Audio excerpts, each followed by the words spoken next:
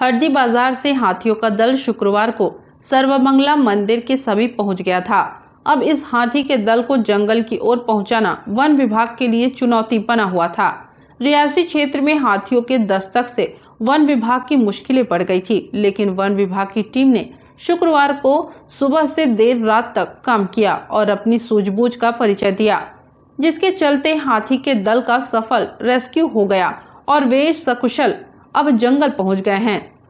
लेकिन रायगढ़ से लेकर सक्ती, जांजगीर चांपा समेत बिलासपुर के वन अमले को छका चुके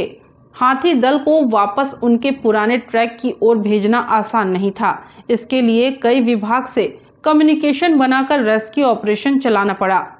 अब मौजूदा स्थिति में हाथियों का दल क्षेत्र के जंगल में आराम फरमा रहा है। पूरी रात वन विभाग की टीम लगी रही, जिसका नतीजा है कि अब हाथी पूरी तरह से सुरक्षित जंगल पहुंच चुके हैं। अन्यथा सड़क एवं रेलवे ट्रैक को पार कराना किसी चुनौती से कम नहीं था।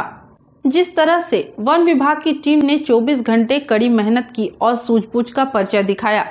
जिससे हाथियों का दल पूरी तरह से सुरक्षित नजर आ रहा है। सर, पहली बार हुआ कि जो 12 हाथियों का जो झुंड था और जिसमें 12 हाथी थे, उसमें कुछ शावक भी थे, वो 4 जिलों से भटक करके कोरबा में जिले में प्रवेश किए और जिसकी आबादी क्षेत्र में जो मां सर्वमंगला मंदिर है, वहां के समीप ही नदी के तट के पास वो इकट्ठा हो चुके थे और काफी खतरनाक स्थिति हमारे पूरे कोरबा वासी के लिए हो सकता था, क्योंकि वो अगर कहीं कोरबा की ओर प्रवेश कर लेते तो निश्चित ही बहुत बड़ी दुर्घटना हो सकती थी। लेकिन हमारे कोरबा वन मंडल, पुलिस प्रशासन और जिला प्रशासन के सहयोग से हमने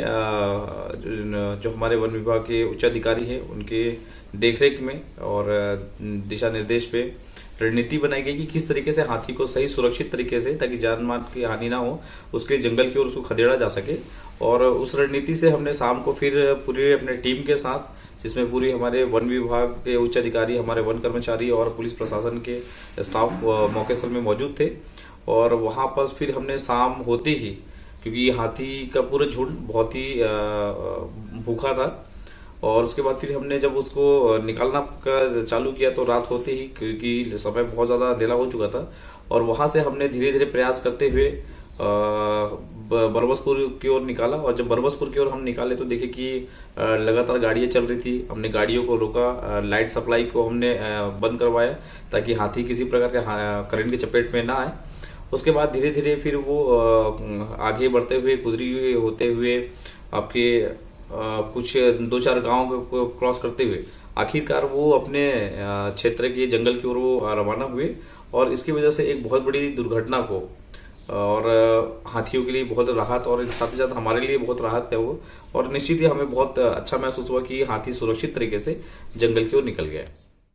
नमस्ते कोरबा न्यूज के लिए संतोष अग्रवाल के साथ अजय अग्रवाल की रिपोर्ट।